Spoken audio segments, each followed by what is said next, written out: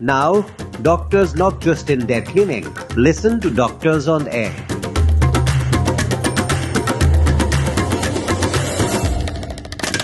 Hello sir 94.3 my એફએમથી હું પ્રતીક્ષા તમારી સાથે અને આજે ખાસ વાતો થવાની છે.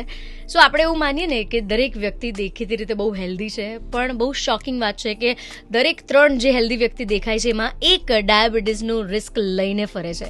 સો આજે એના વિશે બહુ બધી ક્લેરિટી મળવાની છે.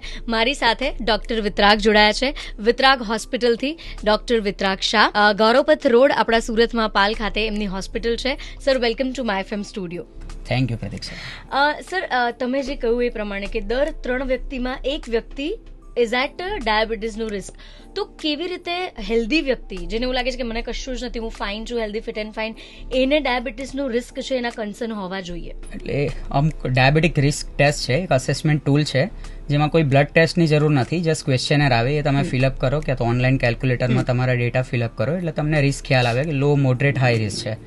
એમાં પેરામીટર્સ આવે છે, તમારી ઉંમર, એજ કેટલી છે, 35 થી 50, 50 થી વધારે, તમારું વેસ્ટ સર્કમ્ફરન્સ કેટલું છે, જેન્ટ્સની અંદર 90 સેન્ટીમીટરથી ઓછું નોર્મલ હોય, ફિમેલમાં 80 થી ઓછું નોર્મલ હોય, તમારી BMI, વેઇટ કેટલું છે, તમારી ફેમિલી હિસ્ટ્રી છે, એક પેરેન્ટને ડાયાબિટીસ છે, બંને પેરેન્ટ્સને ડાયાબિટીસ છે, એના પરથી હજુ રિસ્ક તમારું પ્લસ માઇનસ કેલ્ક્યુલેટ થાય. એટલા બધા નોન બ્લડ ટેસ્ટ વગરના જે રિસ્ક ફેક્ટર છે, તમારી લાઇફસ્ટાઇલ શું છે, તમે કેટલી એક્ટિવિટી કરો છો, અઠવાડિયામાં 5 દિવસ ફિઝિકલ એક્ટિવિટી છે, 2 દિવસ એક્ટિવિટી છે, આવા અલગ અલગ પેરામીટર છે. ઇન્ડિયન એસોસિએશનના અલગ છે, અમેરિકન એસોસિએશનના અલગ છે, પણ બેઝિક કન્સેપ્ટ બધાનો એ જ છે કે age, BMI, weight, waist circumference, family history અને એક્ટિવિટી લાઇફસ્ટાઇલ એ શું છે, એના પરથી તમારું લો, મોડરેટ, હાઈ રિસ્ક આવે છે.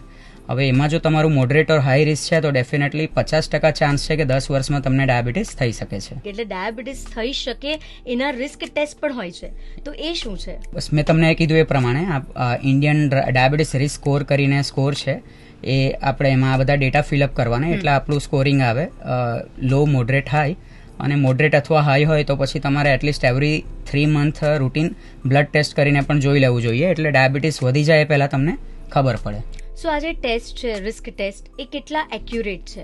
આ જસ્ટ એક પ્રેડિક્શન ટૂલ છે, એટલે જે ડેટા છે, સ્ટડી રિસર્ચ થયા છે કે આપણે 10 લાખ લોકોના પર સ્ટડી કરી છે, સર્વે લીધા છે, અને આમાંથી ટેસ્ટમાં જેનું કટ ઓફ આટલા સ્કોર આવ્યા છે, દાખલા તરીકે 50% મોડરેટ રિસ્ક આવ્યું છે, અને એને 10 વર્ષ પછી એ લોકો પાછું એનાલિસિસ કરે છે કે એમાંથી ડાયાબિટીસ છે, તો 50 થી 60% પેશન્ટ જેનું મોડરેટ રિસ્ક હોય એને ડાયાબિટીસ આવવાના ચાન્સ છે, અને 70 થી 80% જેનો હાઈ રિસ્ક આવે છે એને આગલા 5 વર્ષમાં ડાયાબિટીસ થવાનું રિસ્ક છે. અને ઇન્ટરેસ્ટિંગ થિંગ એ છે કે લાઇફસ્ટાઇલ ચેન્જીસ, 10% વેઇટ લોસ કરો, ડેઇલી એક્ટિવિટી કરો તો 58% ડાયાબિટીસ પ્રિવેન્ટ થઈ શકે છે. એટલે તમને પહેલેથી ખબર પડે અને તમે પહેલાથી સતર્ક થઈ જાઓ તો તમે એને આવતું રોકી શકો છો કે તો ડિલે કરી શકો છો. વન્ડરફુલ. પાણી પહેલા પાળ બાંધી શકાય છે. That's great. અને આ ડાયાબિટીસ ટેસ્ટની વાત કરીએ, જે ડાયગ્નોઝ કરે છે ટેસ્ટ, એ કોમનલી કયા ટેસ્ટ છે? યુઝ્યુઅલી આપણે ફર્સ્ટ ટાઈમ પેશન્ટ આવે ત્યારે રેન્ડમ બ્લડ શુગર કરતા હોઈએ છીએ.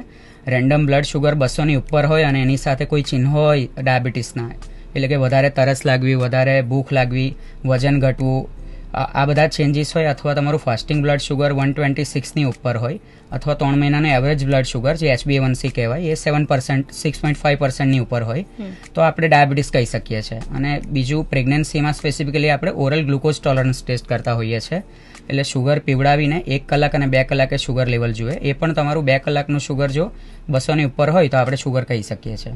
ઓકે. અને સર તમે હમણાં કીધું કે લાઇફસ્ટાઇલ ચેન્જીસ કરીએ તો પાણી પહેલા પાળ બાંધી શકાય છે, તો એ જે પ્રી ડાયાબિટીક છે, એટલે કે ડાયાબિટીસ થવાના ચાન્સીસ છે, એ ઘટાડવામાં કેવી રીતે મદદ કરે? એનાથી તમારી બોડીનું ઇન્સ્યુલિન રેઝિસ્ટન્સ ઘટશે, તમારું વેસ્ટ સર્કમ્ફરન્સ ઘટશે, એટલે પેટની ચરબીઓ પણ ઓછી થશે. એટલે ડાયાબિટીસ એડલ્ટહુડમાં થાય કેમ છે? ટાઈપ 2 ડાયાબિટીસમાં ઇન્સ્યુલિન રેઝિસ્ટન્સ વધારે ભાગ ભજવે છે. ઇન્સ્યુલિન બોડીમાં હોય છે, પણ ઇન્સ્યુલિન તમારું મસલ ઓછા હોય એટલે રેઝિસ્ટન્સ બોડીમાં થઈ જાય છે. ઇન્સ્યુલિન બને વધારે છે પણ કામ નથી કરી શકતું.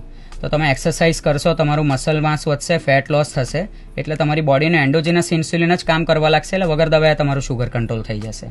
ઓકે. હવે નોર્મલ કોઈ માણસ છે જેને ડાયાબિટીસ નથી અને એ ચોકલેટ કે આઈસ્ક્રીમ ખાય છે તો એનું કલાક પછી બી શુગર જોશો નોર્મલ હશે. જ્યારે જેને શુગર હોય છે એ ખાય છે તો એનું વધારે હોય છે. એનું એ જ કારણ છે કે આપણી બોડી જેને શુગર નથી એનું ઇન્સ્યુલિન કામ કરે છે અને શુગર ઘટાડી દે છે. ત્યારે નોર્મલ પેશન્ટની બોડીનું શુગર નથી ઘટતું ડાયાબિટીસ હોય તેને, કારણ કે ઇન્સ્યુલિન હોય છે પણ કામ નથી કરી શકતું. એનો મતલબ એ પણ નથી કે શુગર નહીં હોય અને આઈસ્ક્રીમ ને એ વધારે ખાવું જોઈએ. ઇન્સ્યુલિન સિવાય એ બોડીમાં ફેટ ડિપોઝિશન અને લોંગ ટર્મ બીજા ચેન્જીસ પણ કરતો હોય છે. એટલે ઓવરઓલ તો લો કાર્બોહાઈડ્રેટ ડાયટ, લો ગ્લાયસેમિક ઇન્ડેક્સ વાળો ડાયટ જ લેવો જોઈએ. વન્ડરફુલ. અને સર લાસ્ટલી પૂછવા માંગીશ કે ફેમિલી હિસ્ટ્રી કેટલો રોલ પ્લે કરતી હોય છે ડાયાબિટીસના રિસ્કને? ફેમિલી હિસ્ટ્રી બહુ મેજર રોલ છે. જે રિસ્ક અસેસમેન્ટ ટૂલ છે એમાં પણ મેજર સ્કોરિંગ છે ફેમિલી હિસ્ટ્રી પરથી આવે છે. એટલે ફેમિલી ગિફ્ટ છે. આપણે દવા લેવાથી ભાગવું નહીં જોઈએ. રિસ્ક છે તો જાણી લેવું જોઈએ, નિદાન જલ્દી કરી દેવું જોઈએ અને ખબર પડી જાય તો દવા ચાલુ કરી દેવી જોઈએ. કારણ કે ભાગવાથી શુગર નથી સારું થવાનું, દવાથી આપણને કોઈ ડેમેજ નથી થવાનું. પણ શુગર એક પ્રકારની ઉધઈ છે જે અત્યારે તમને 150 હશે, 5 વર્ષમાં 200 હશે અને 10 વર્ષમાં 250-300 હશે. તમને એવું લાગશે મને કંઈ તકલીફ નથી, પણ 10 વર્ષ પહેલાં તમારી જે બોડી હતી અને 10 વર્ષ પછી જે બોડી હશે, બોડીમાં બહુ ફિઝિકલ ચેન્જીસ માઇક્રો લેવલે થઈ ગયા હશે. લીવર, કિડની, આંખ, હાર્ટ બધામાં છારો બાજી ગયા હશે. એટલે ઉધઈની જેમ બોડીને ડેમેજ કરશે. એટલે sugar as early as possible diagnose કરવું, લાઇફસ્ટાઇલ ચેન્જીસથી પ્રિવેન્ટ કરવાની ટ્રાય કરવી, આવી જાય તો ડર્યા વગર એનો સામનો કરીને દવા લેવી, રેગ્યુલર ચેકઅપ કરાવવું જોઈએ. સો દેખીતી રીતે હેલ્ધી ફિટ એન્ડ ફાઇન છો, તો પણ કન્સર્ન એરિયા કેટલા છે, કયા પ્રકારના છે, એની બહુ જ સરસ ડોક્ટરે આપણને ક્લેરિટી આપી છે.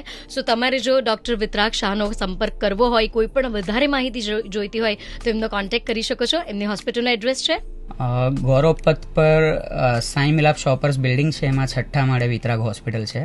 What is your diabetes risk? High or low? Scan to know.